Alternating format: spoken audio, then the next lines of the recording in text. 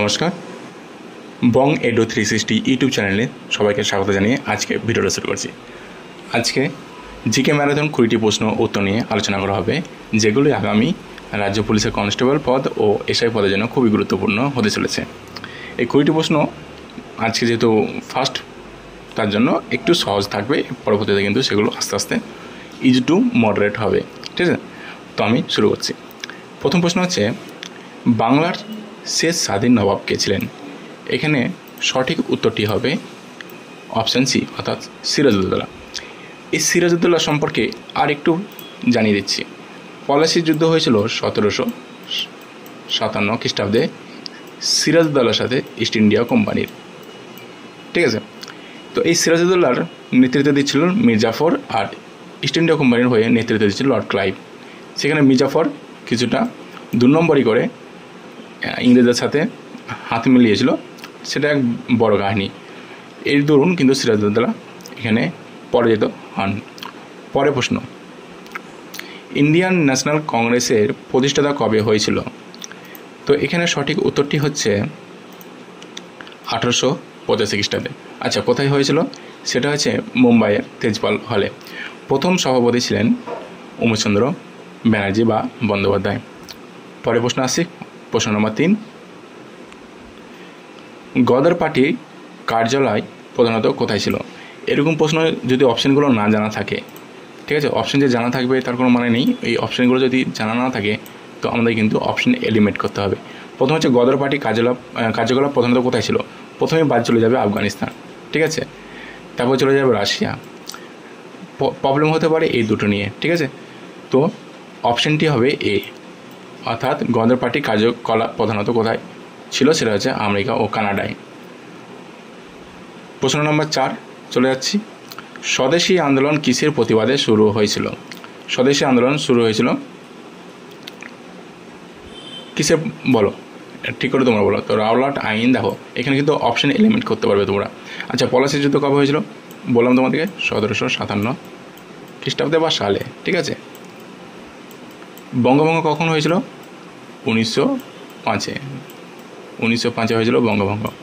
আচ্ছা, চৌরিচৌরা কখন হয়েছিল? 1922, ঠিক আছে, 1922 চৌরিচৌরা হয়েছিল।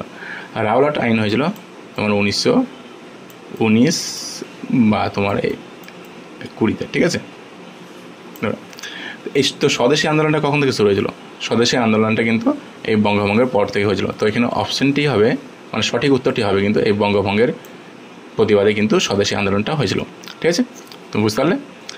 পরের প্রশ্ন আসছে, অর্থাৎ প্রশ্ন নম্বর 5। ইন্ডিয়ান অ্যাসোসিয়েশন কে প্রতিষ্ঠা করেছিলেন? এখানে সঠিক উত্তরটি হবে সুরেন্দ্রনাথ বন্দ্যোপাধ্যায়, অর্থাৎ অপশন এ।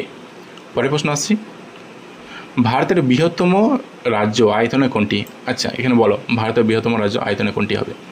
অনেকে কিন্তু প্রথমে কিন্তু অপশানগুলো দেখে কিন্তু উত্তরটা করে দেবে উত্তরপ্রদেশ, কিন্তু না, উত্তরপ্রদেশ। আচ্ছা, তো উত্তরপ্রদেশ কেন নয়? কারণ উত্তরপ্রদেশ জনসংখ্যায় কিন্তু প্রথম, জনসংখ্যার দিক থেকে কিন্তু উত্তরপ্রদেশ এখানে 1 নম্বরে, ঠিক আছে। আর আয়তনের দিক থেকে 1 নম্বরে হবে রাজস্থান। সঠিক উত্তরটি হবে এখানে অপশন সি, রাজস্থান, ঠিক আছে। আর জনসংখ্যার দিক থেকে উত্তরপ্রদেশ হবে 1 নম্বরে। পরের প্রশ্নে যাচ্ছি, অর্থাৎ প্রশ্ন নম্বর 7। ভারতের দুধের বাটি নামে পরিচিত কোন রাজ্য? এখানে দেখো গুজরাট থাকলে অপশন কিন্তু তোমরা সবাই গুজরাট করতে, ঠিক আছে। দুধের বাটি, অর্থাৎ এখানে সবথেকে দুধ উৎপাদন কোথায় হয়? উত্তরপ্রদেশের সবথেকে, ভারতের মধ্যে দুধ উৎপাদন কিন্তু উত্তরপ্রদেশের মধ্যেই হয়, ঠিক আছে। তো সঠিক উত্তরটি হবে অপশান এ, অর্থাৎ উত্তরপ্রদেশ। পরের প্রশ্নেতে আসছি, চিল্কা হ্রদ কোথায় অবস্থিত? চিল্কা, তো চিল্কা হচ্ছে এই যে ভারতের আছে পূর্বঘাট আর পশ্চিমঘাট, ঠিক আছে। তো পূর্বঘাট এটা ইস্ট অ্যান্ড এটা ওয়েস্ট, ঠিক আছে। এখানে শ্রীলঙ্কা আছে, মোটামুটি একটা বোঝানোর জন্য বলছি। তো চিল্কা হ্রদটা আছে উড়িষ্যার মধ্যে আছে চিল্কা হ্রদ। এই চিল্কা হ্রদটি হচ্ছে ভারতের সবথেকে বৃহত্তম নোনা জলের হ্রদ, ঠিক আছে। তো এখানে তো অপশান তো উড়িষ্যা হবেই, সাথে আরেকটু বলে দিচ্ছি তোমাদের কেরালার দুটো হ্রদের নাম বলছি। কেরালা কোথায় হবে? কেরালা এইসব জায়গায় আছে কেরালা, অষ্টমদী আর হচ্ছে অষ্টমদী আর ভেম্বানাদ, ঠিক আছে। কেরালার দুটি হ্রদের নাম হচ্ছে অষ্টমদী আর ভেম্বানাদ। তো এখানে কিন্তু সঠিক উত্তরটা হচ্ছে অপশান এ, চিল্কা হ্রদটি কোথায় অবস্থিত হচ্ছে, তাহলে চিল্কা হ্রদটি হচ্ছে পূর্বঘাটের উড়িষ্যা উপকূলে অবস্থিত, ঠিক আছে, উড়িষ্যা রাজ্যে। পরের প্রশ্ন চলে যাচ্ছি, প্রশ্ন নম্বর 9, ভারতের সবচেয়ে দীর্ঘ উপকূল কোন রাজ্যের মধ্যে? তো এখানে সঠিক উত্তরটি হবে গুজরাট। কত হবে গুজরাট? 1215 কিলোমিটার, ঠিক আছে, 1215 কিলোমিটার। আচ্ছা, যদি বলা হতো ভারতের মানে এই রাজ্য ও কেন্দ্রশাসিত অঞ্চলের মধ্যে কার সবথেকে দীর্ঘ উপকূল রয়েছে, তো হতো আন্দামান ও নিকোবর দ্বীপপুঞ্জের, ঠিক আছে, আন্দামান ও নিকোবর দ্বীপপুঞ্জের। সেখানে 1962 কিলোমিটার আছে, ঠিক আছে, 1962। এখানে যদি এই আন্দামান নিকোবর দ্বীপপুঞ্জ অপশানে থাকতো তাহলে কিন্তু সেটা হওয়ার একটা চান্স থাকতো, ঠিক আছে। তো এখানে 9 নম্বর প্রশ্নের উত্তর হচ্ছে গুজরাট। পরবর্তী প্রশ্ন আসছি, প্রশ্ন নম্বর 10, ভারতের প্রাচীনতম পর্বতমালা কোনটি? এখানে আমরা জানি যে হিমালয় হচ্ছে নবীন ভঙ্গিল পর্বত, ঠিক আছে। তো এখানে সবথেকে প্রাচীন হচ্ছে আরাবল্লী, এটা হচ্ছে সঠিক উত্তর। সঠিক উত্তরটি হচ্ছে বি, আরাবল্লী। আর এই সাতপুরা আর বিন্দ থেকে কিন্তু তোমার নর্মদা, তাপ্তি এইসব নদীর উৎপত্তি হচ্ছে। তোমরা যখন নদী পড়বে ভারতে তখন কিন্তু এই সাতপুরা আর বিন্দু পর্বত কিন্তু সম্বন্ধে অনেকগুলো নদীর কিন্তু এখান থেকে উৎপত্তি লাভ করছে, ঠিক আছে। পরবর্তীতে চলে যাচ্ছি, ভারতীয় সংবিধান কবে গৃহীত হয়েছিল? এখানে কিন্তু অনেকে কনফিউজ হয়ে যায়, ভারতীয় সংবিধান কবে গৃহীত হয়েছিল আর কবে চালু হয়েছিল, ঠিক আছে। তো দেখো, প্রথমে কিন্তু অপশান এই যে এ আছে সেটা কিন্তু বাদ চলে যাবে, 15 আগস্ট 1947 সেটা বাদ চলে যাবে, ঠিক আছে। আর অপশান ডি 2 জানুয়ারি 1948 এই অপশানটা কিন্তু বাদ চলে যাবে, ঠিক আছে।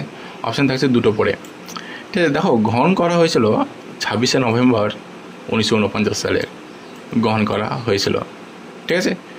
সেটা গ্রহণ করা হয়েছিল অর্থাৎ অ্যাডপ্ট করা হয়েছিল। আর যে সংবিধানের যে নিয়মকানুনগুলো ছিল সেই নিয়মকানুন মেনে সংবিধান কার্যকর হয়েছিল 26শে জানুয়ারি 1950। বুঝতে পেরেছো তো ব্যাপারটা? যাতে কনফিউজ না থাকে তার জন্য তোমাদের একটু ক্লিয়ার করে বলছি। এই 26শে নভেম্বরে সংবিধানটি গ্রহণ করা হয়েছিল। আচ্ছা, সংবিধানের প্রণেতা কে আছেন? ডক্টর বি আর আম্বেদকর, ঠিক আছে, যদি মনে থাকে ওটা। মানে খসড়া কমিটির চেয়ারম্যান ছিল ডক্টর বি আর আম্বেদকর। খুবই ইম্পর্টেন্ট, অনেক পরীক্ষায় কিন্তু প্রশ্ন আসে। তো 26শে নভেম্বর সেটা গ্রহণ করা হয়েছিল আর 26শে জানুয়ারি সেটা কার্যকরী করা হয়। পরে প্রশ্ন চলে আসি, প্রশ্ন নাম্বার হচ্ছে 12, ভারতের প্রথম রাষ্ট্রপতি কে ছিলেন? এখান থেকে অপশান এলিমেন্ট করতে শিখতে হবে তোমাদেরকে। চলে গেল বি আর আম্বেদকর কোনো রাষ্ট্রপতি পদে কখনোই ছিল না, ঠিক আছে। জওহরলাল নেহরু এখানে ছিল। জওহরলাল নেহরু কী ছিল? এখানে আছে প্রধানমন্ত্রী, এটা জওহরলাল নেহরু, ঠিক আছে। শ্রী রাজাগোপালাচারী কে ছিল? বলো, শ্রী রাজাগোপালাচারী ছিল কে? এখানে সঠিক উত্তরটি হবে ডক্টর রাজেন্দ্র প্রসাদ। তোমরা কিন্তু কমেন্ট করে জানাবে শ্রী রাজাগোপালাচারী কে ছিল, ঠিক আছে। এটা কিন্তু একটা প্রশ্ন তোমাদের দিলাম আমি। তারপরে হচ্ছে কোশ্চেন নাম্বার 13, সংবিধানের মোট কতগুলি সূচি অর্থাৎ শিডিউল রয়েছে? এখানে অপশান হবে সি, অর্থাৎ সঠিক উত্তরটি হচ্ছে হবে 12। পরে প্রশ্ন চলে যাচ্ছি, মৌলিক অধিকার বা ফান্ডামেন্টাল রাইট কোন অনুচ্ছেদ থেকে শুরু? তো দেখো, আমাদের ফান্ডামেন্টাল রাইট হচ্ছে পার্ট 3 12 থেকে 35 মধ্যে কিন্তু এই ফান্ডামেন্টাল রাইটের কথা বলা হচ্ছে, অর্থাৎ মৌলিক অধিকারের কথা বলা হচ্ছে, ঠিক আছে। তো 12 থেকে 35 মধ্যে কিন্তু মৌলিক অধিকার শুরু হচ্ছে। আর 14 নম্বরে কী আছে বলো? রাইট টু ইকুয়ালিটি হচ্ছে 14 নম্বর আর্টিকেল আছে রাইট টু ইকুয়ালিটি। আর্টিকেল 60 আছে ইকুয়াল অপরচুনিটি, অর্থাৎ সবাইকে সমান সুযোগ দেওয়া হবে সরকারি চাকরির ক্ষেত্রে, আর্টিকেল হচ্ছে 60। আর আর্টিকেল 80 হচ্ছে অ্যাবলিউশন অফ টাইটেল, ঠিক আছে। তোমাদেরকে মোটামুটি 4টি বলে দিলাম। পরের প্রশ্ন চলে যাচ্ছে এবার, প্রশ্ন নম্বর হচ্ছে 15, ভারতের সংসদে কটি সভা রয়েছে? আমাদের ভারতীয় সংসদ দ্বিকক্ষ অর্থাৎ 2 হাউসেস আছে। আপার হাউস হচ্ছে তোমার রাজ্যসভা আর লোয়ার হাউস হচ্ছে লোকসভা, ঠিক আছে, অর্থাৎ দ্বিকক্ষ বিশিষ্ট। সঠিক উত্তরটি হচ্ছে অপশান বি। প্রশ্ন নম্বর 16, বিশ্ব heritage site Kaziranga national park কোথায় অবস্থিত? এখানে সঠিক উত্তরটা হবে আসাম। কাজিরাঙ্গা ন্যাশনাল পার্ক হচ্ছে আসামে অবস্থিত। আসাম থেকে পরে বিহু, তোমার জানোই বিহু হচ্ছে কোথাকার লোকনৃত্য, সেটা হচ্ছে আসাম। তারপরে আসামে তোমার আছে, আসামে কি আছে তোমার, আসামে আছে তোমার ব্রহ্মপুত্র নদী। ব্রহ্মপুত্র নদী আসাম হয়ে একদম বাংলাদেশের মধ্যে প্রবেশ করছে। বাংলাদেশের সেই ব্রহ্মপুত্র নদীর নাম হয়ে যাচ্ছে কিন্তু যমুনা, ঠিক আছে।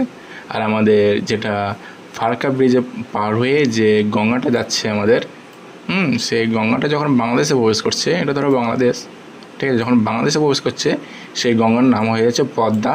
আর এই ব্রহ্মপুত্রটা যখন আসাম হয়ে আসছে, যখন বাংলাদেশে প্রবেশ করছে, এই ব্রহ্মপুত্রের নাম হয়ে যাচ্ছে যমুনা, ঠিক আছে। পদ্মা আর যমুনা হয়ে যাচ্ছে এটা। ব্রহ্মপুত্র নদী হচ্ছে ভারতের সবথেকে বৃহত্তম নদী, বৃহত্তম।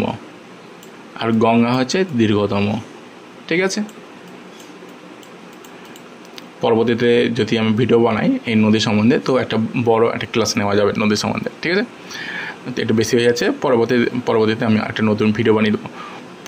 প্রশ্ন নম্বর 17 চলে যাই। ডান্ডি মার্চ কোন সালে হয়েছিল? ডান্ডি মার্চ হয়েছিল 1930 সালে।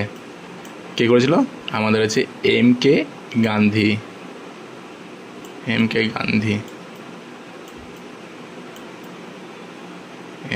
অর্থাৎ মোহনদাস করমচাঁদ গান্ধী, মহাত্মা গান্ধী, ঠিক আছে। তারপরে পরবর্তী প্রশ্ন চলে যাচ্ছি। প্রশ্ন নম্বর 18, ভারতের সংবিধানের ভূমিকা প্রথম কবে সংশোধিত হয়েছিল? ভূমিকা অর্থাৎ হচ্ছে যে প্রিয়াম্বেলটা রয়েছে, সেটা কখন সংশোধন করা হয়েছিল? এখানে সঠিক উত্তরটি হবে 1976 সালে।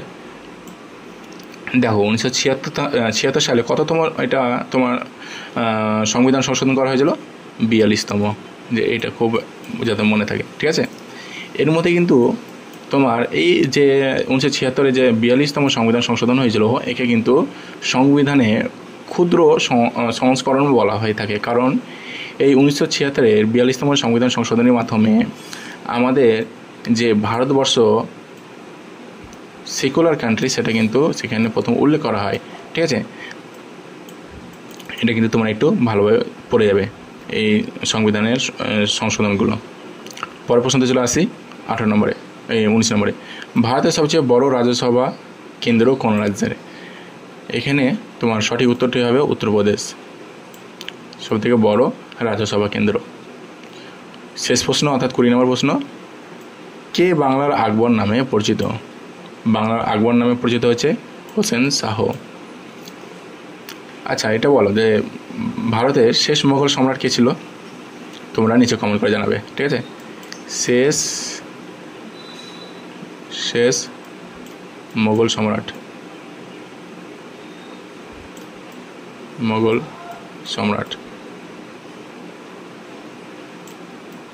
এটা মাউসের মাধ্যমে আমি লিখছি তার জন্য, ঠিক আছে। তোমরা নিচে কিন্তু কমেন্ট করে জানাবে। আর ভিডিওটা ভালো লাগলে অবশ্যই ভিডিওকে লাইক করবে আর বন্ধুদের মধ্যে শেয়ার করবে। এটা আমার প্রথম জিকে ম্যারাথন প্রশ্ন উত্তর। ভিডিওটা সত্যি তোমাদের ভালো লাগলে নিচে কমেন্ট করবে, আর যদি কোনো ভুল থাকে সেটাও কিন্তু তোমরা কমেন্ট করে জানাবে। যারা ভিডিওটা প্রথম থেকে দেখছে তাদেরকে অসংখ্য ধন্যবাদ জানিয়ে আজকে ভিডিওটা আমি শেষ করলাম।